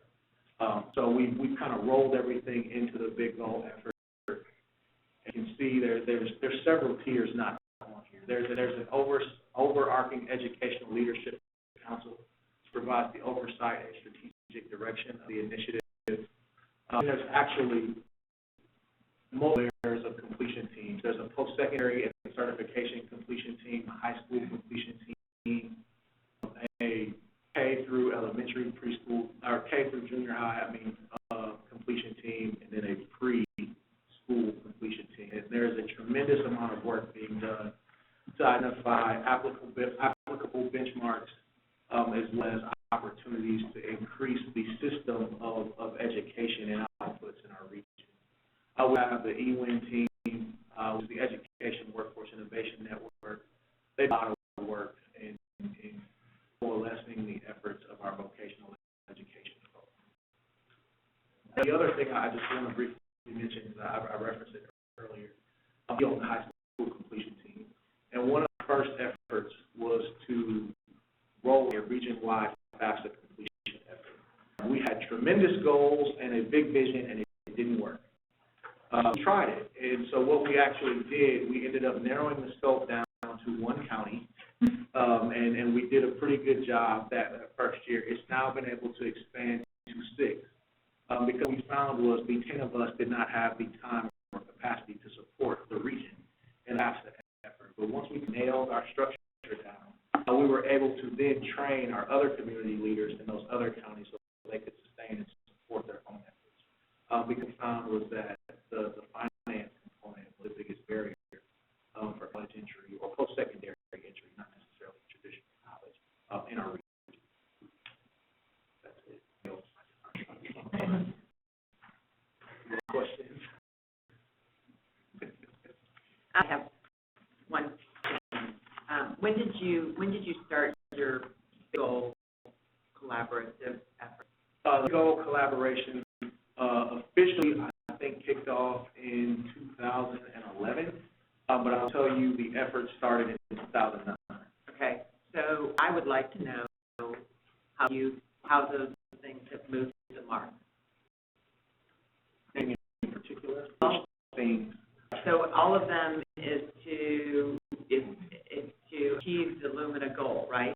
Right, goal of 60% Right. certification. So could you provide to this committee, how those, what things have done, what those entities have done in order to accomplish the big goal? Because completion raised the overall graduation rate in Northeast Indiana to more than 90%. Yeah, we actually have achieved that. Our regional graduation rate fluctuates between 81 and 92.7% right now. We started, it was 84. And the point is, if you achieved it, that you've not actually raised the bar. Okay, so we have, and I apologize that I didn't do that. I'm not on the team anymore, so I don't go to all the meetings. But I do know, because the meetings are actually held in our office, their revamped goal is 94%. Okay, I mean, So if I might jump in for a moment, because we just met with the Indiana group, including area on Monday this week at the Lumina office. But yes, they can give you a whole snapshot report that I think is being updated right now. That they can provide to you to show you the bar and right. you know, where they're moving along the line. And we're trying on a stronger coalition of Indiana sites, all working with Lumina on the big goal to advance all of Indiana on this. So it's something we might want to have at another meeting. Right. Well, if there is any specific information or even a presentation that the committee would like to have, the person in charge of the big goal efforts in our region is a gentleman named Ryan. Either myself or Ryan or both of us, I think, would not have any issue. I'm saying that you are such a manufacturing hub. I know whether or not you do anything for Manufacturing Day in terms of with your. Oh, yeah, we do. A lot. So, as I referenced earlier, we've driven the sector partnerships in our region specific to manufacturing. So a lot of it is actually done through those partnerships, and it involves going into schools or specific events to raise awareness about the types of employment and the types of money that kids can make in manufacturing. We also partner with Ivy Tech, hosted Manufacturing Day, where demonstrations are put on at the campuses in the region. There's a myriad of efforts that I probably could talk about for a long time. No, thank you. Remember what Karen told you. Yeah, I already broke that one. Right. There's other questions?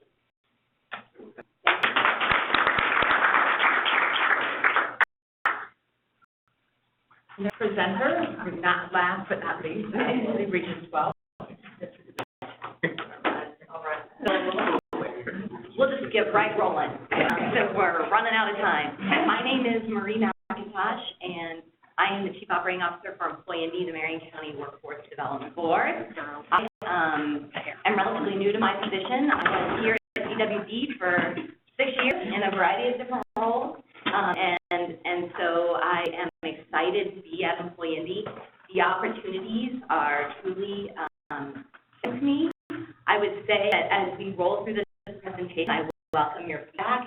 This is a work in progress. We are very much, as we look at our youth program, really all of our programming, in a state of sort of great transition, and trying to build on the excellent work that has been done by our predecessors and try to make a difference for the city's youth and for really all of the city's workforce. So, but I have to have Erica Cheney, our youth director. She knows the details. I am still trying to wrap my mind around all of it.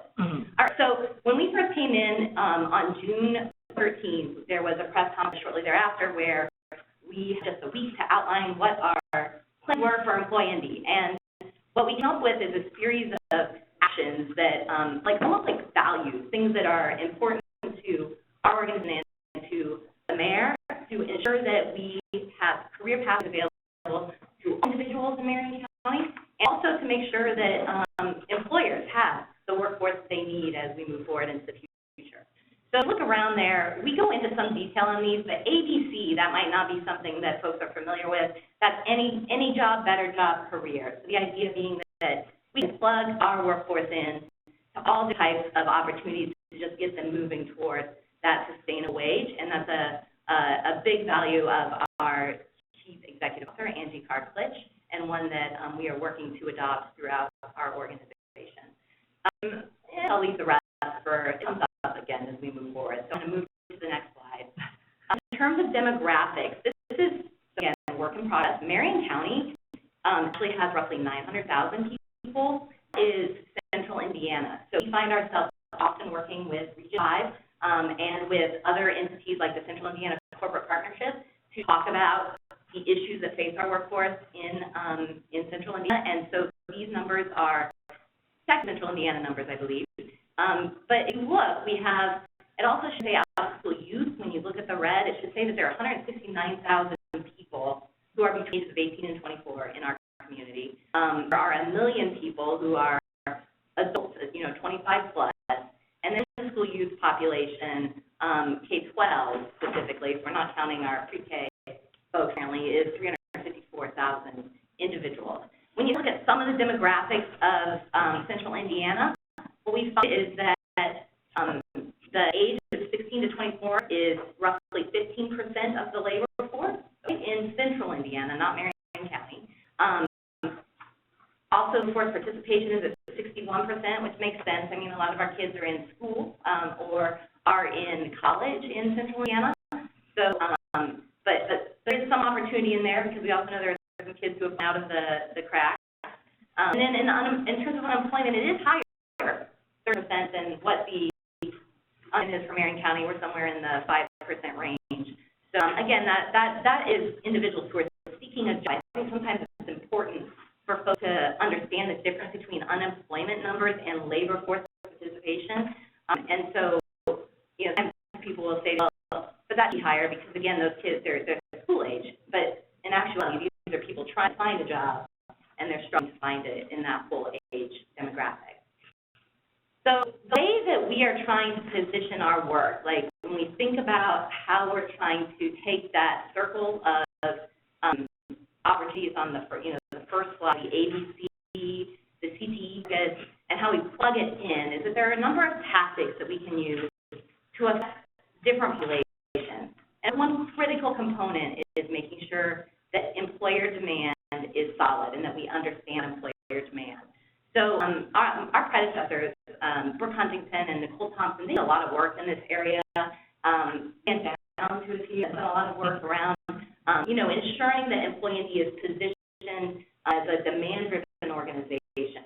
A number of great members from Cummins, Apparatus, Community Health Network, Celadon, kind of in our key there. So, manufacturing, IT, health, life sciences, logistics. Life sciences were a little weak. We have partnerships with the Central Indiana Corporate Partnership, of course, and they work Lilly and Roche and all those folks, so we're trying to tie in that way. In terms of our board membership, anyway. The thing about this slide is that it's going to change, too. What's going to be on this slide very soon is what the populations are that we're trying to serve that Employee ND is specifically responsible for. We figured out that disconnected youth, there's 50,000 disconnected youth in Central Indiana. And see, in just a minute, no, actually, this is Marion County numbers now, right, Erica? Yeah, I get confused all the time. But you're going to see that we're serving under 1,000 through our programming at the moment in the out-of-school youth space, the disconnected youth, or the opportunity youth space. And we spend roughly, let's do that slide, Erica, so we can just start talking about the spend, where that is. Let's keep going. Okay. To where the dollars are, because I always come back. Don't worry. Sorry. Make me jump all over. So, we have, if you look at this, we have our budgets have switched, and we have $4.2 now that is dedicated to out-of-school youth, and have roughly 2.5, if I'm reading correctly here, $1 million that is in school youth. For a total of 34% of our budget is youth, okay, Employee ND. And when you look at our youth service positions, we've got, again, out-of-school youth for the next year, we're hoping to get to that 1,000 mark, but we have been there in the past. And in school, we're only serving 600. So my deal is that I can spend a little bit more time talking to you all about programs that we have done, how we're trying to address the youth elements. But I want you all to know that as for Marion County's Workforce Development Board, our focus is on how do we connect in better with the community through our partnerships to raise that overall vision, hold that vision for all of Central Indiana. Kind of some of what Edmund was saying about like the Big Bold Collaborative. We sort of a passport quilt of programs in Marion County, and they're not. We've got great providers. McCoy, the Marion County Commission on Youth, is an amazing provider. We've got the Indiana Youth Institute, who does a lot of great things statewide. But what we don't have is a great coordinated strategy for how to address some of the issues that face us, and particularly in that school youth population. It is just it's hard for me to look at the numbers and see that there's 50,000 people out there, and we're directly serving through our programming 600, or just for this year 900. So we directly served way fewer than that in the last year. So we're really trying to make that pivot. I'd also like to say that we're trying to partner with adult education programs in the spirit of WIOA and focus on serving all those folks who have barriers.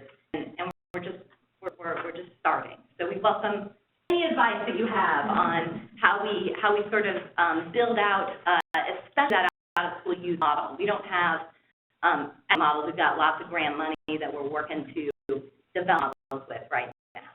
So I'll talk a little bit now about, another focus for us. One way that we think we can really part our funding and maybe make a big difference is by looking at certain neighborhoods in Marion County. These tie to the neighborhoods that are reflective of the highest crime areas in our county. And if you go to the next slide, Erica, it talks a little about the demographics of those neighborhoods. So you saw earlier youth demographics overall for Central Indiana, which includes, Washington Township, Carmel, Fishers, Shelbyville, all of those folks as well. And this is specific to not just Marion County, but the neighborhoods that we're targeting. And you can see that the population in those neighborhoods is 15%. We can use that as a starting, but high school dropouts are at 22%. Total living in poverty is at 24%. Unemployment is higher than even that youth unemployment at 4%. So those without a high school diploma are at 20%. I think the high school dropouts and without a high school diploma, we're going to have to do some work there on our demographics as we continue to evolve this. And I know Erica will take notes and take it back to our team to make sure this all makes sense. But the point is that when you look at a lot of key factors, these neighborhoods that need our help. And I think a lot of those, 1,000 folks are finding themselves in some of these neighborhoods that can try to help and address their issues. So that's a focus for us, or a way that we can target at really zeroing in on the population. So the reason that we're trying to make this shift is 30 good reasons that you all know about. First of all, our mayor is very focused on those who are the most at need. He's also focused on the neighborhoods and on trying to find ways to battle crime and poverty. Big, very, very big ideas for us to try to take and leverage and implement in a tactical way. The youth opportunity, we've had some programs we're going to talk about in a minute that have expanded recently, and so we're excited about the opportunities there. Also, about the shift in WIOA, we must focus more on this 18 to 24 population, or 16 to 24 population, so we're working on that. And as I said before, 34% of our budget is youth, and we've got to, from my perspective, we've got to deliver more than what we're delivering at the moment. So, as you'll see, the pilots of what we're delivering right now, what we've done, the JAG programming, all of that, it is amazing. It's just that we got to do more. So, our key tenet, as I said, is any job, better job, career. As we're thinking about our youth, I think it's falling into different pockets here. So, career and tech ed youth at Walker Career Center on the east side would very much be able to potentially move directly into a career. Who is struggling to have his or her first opportunity employment is literally looking for any job. So we're going to really figure out how we individualize services so that our youth can, through the different elements, take advantage of the full breadth of opportunities that we'll try to create for them through our partners in the employer community. So if we move forward, I think that to sort of transition now, I wanted to share a little bit about where we're trying to go. What we are already doing or in the midst of building are the following in the in-school youth. So for our in-school youth, we do have Jobs for America's graduates. That program well. We are in 11 high schools.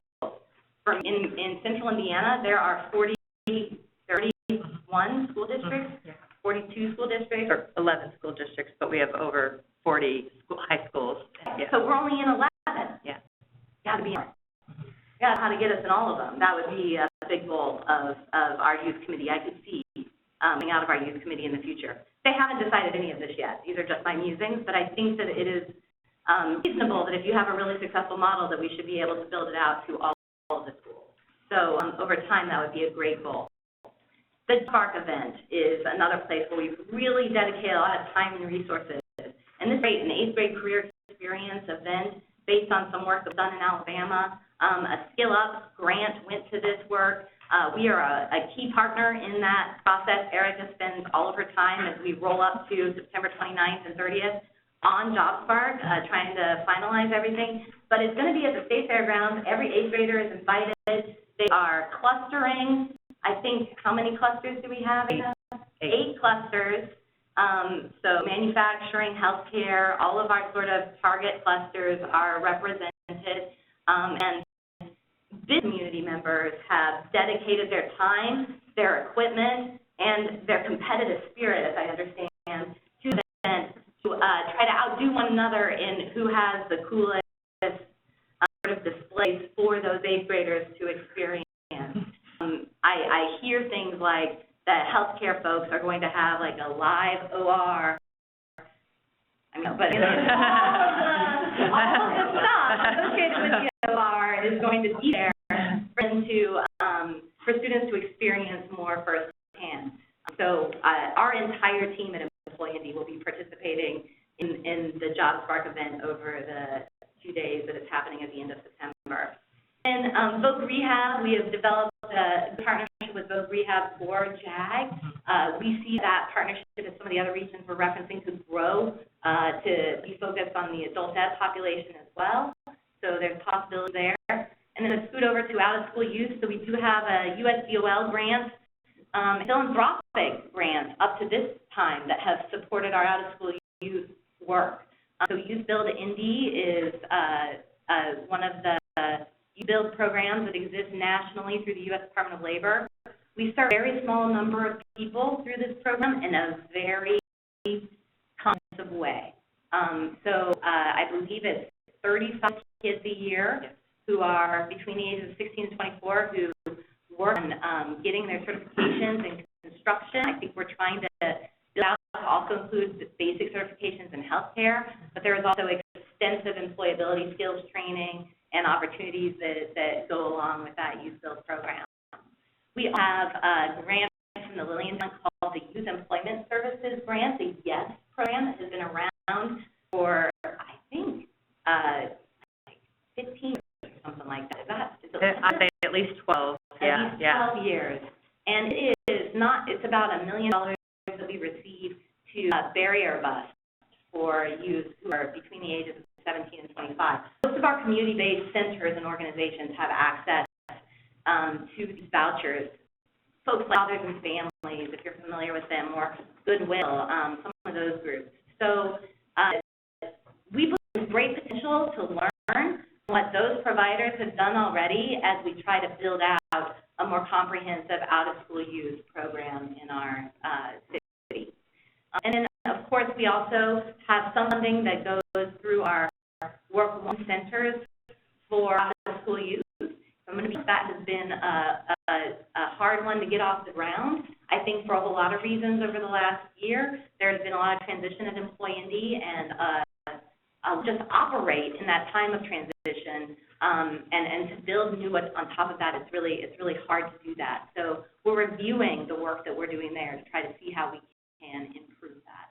And then YouthWorks Indy is a fantastic new opportunity that we grant $2 million that we received from the U.S. Department of Labor in June of this year that we are working to get off the ground that really focuses on young adult employment. And so we're partnering with many of our philanthropic and nonprofit partners to see what type of out-of-school youth activities they can engage in. Groups, for me, one that's really interesting is the crossing, which is sort of an alternative high school that has a hydroponics program, and so students are getting experience working in that hydroponics program. I mean, a lot of really interesting things. For me, it's like a test bed, again, where we can pilot a few things and see what's really working as we try to come up with some of the models I was hearing behind here, where people have very set out-of-school youth models. I think we're still looking for what really works for our city. So, still up on the youth elements and how we're incorporating some of those new youth elements. Of course, financial literacy and entrepreneurial skills are taught in the JAG program. Work and learn opportunities as well are present there. In youth, which we mentioned, financial literacy and entrepreneurial skills are part of that big wraparound program. This, again, that construction program for a few students where we serve very holistically. And then YouthWorks Indy, again, focused on youth employment specifically. We are building our employability skills curriculum at the moment for that program. We are working on trying to find, to really work with the great work that our business solutions team has done with employers in positioning Employee India as a provider of multiple types of services for recruitment and hiring needs that our employers might have, and also how those employers consider taking on some of those youth where it makes sense for their businesses, try to bring the private sector in a little bit more. We do have a youth committee. Again, to my comment earlier, we have a number of entities who do youth services, but we don't have one comprehensive vision yet for our city. We're hoping our youth committee can help us to do that. We have one meeting so far. We're just at the beginning. Kim Brandt with 3D Parts is our youth committee chair, and I would say he's kind of like the tribal leader thing. I think Kim has that sort of enthusiasm as well. So we're excited about the work that our youth committee could engage in, especially with all of the opportunity, all funding that we've received. How do we really position that well to serve the most in the best way that we can? And then last but not least, we have, I think, go ahead, Erica, is the last slide that we have. Yes, sorry. Partnership, perfect.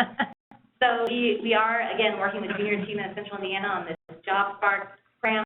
We work with Works Council in Central Indiana. There was recently a grant that Employee Indy received to hire a work and learn manager, try around to all the CTE and all those high schools, understand what's already happening in work and learn, also the tech program, to come up with a more comprehensive strategy around career and tech ed. And last but not least, the city of Indianapolis has, I don't know if anybody who lives in Indianapolis heard this, but the mayor has a summer youth program they're running, and it is being led by our partners at the Greater Indianapolis Progress Committee, they're called, and they have great private sector connections, and we are trying to help supply through some of our funding resources the support that they need. The big thing we're doing there is an app, so like a one-place portal that all students can apply to this program through, and employers as well can be matched. Something like Indiana InternNet, we're trying to work with them and a few partners to figure out what the best way is to design this portal. So, thank you. Questions I do have. Maria, I just want to thank you for disaggregating some of that data and really targeting, I applaud you for targeting the zip codes. That, because I think it's really hard for us when we say, it's all the same programs everywhere all the time, and that can be overwhelming. So, that I know there's a lot of conversations about how do we disaggregate that and really focus and target some of our energy. Yeah, thank you. Clearly it's not perfect yet, but we're going to get there with trying to make sure we write that up there for those targeting lists. But it is clear that there are certain pockets that we can really focus our energies on. We're fortunate to not have multiple regions in which we have to, try to spread out our resources. So I applaud my partners who remain behind me, because I think it's incredibly difficult to figure out how to prioritize amongst the multi-county regions. Any other questions for Marie or Erica? You?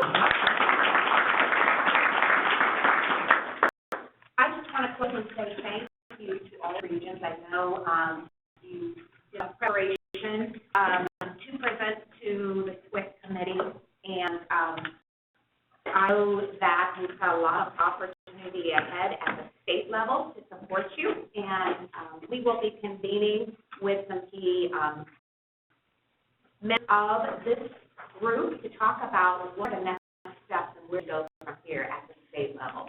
One of the things that I heard, kind of a thread throughout all the presentations is there needs to be a big goal, not only just in your regions, but maybe at the state level. So I know I talked to some of the committee members about that, and I think that is something that we really want to pursue at the state level as well. So again, thank you for your time and preparation, and most importantly, thank you for serving our youth who really are in great need of the services and become the big goal employees.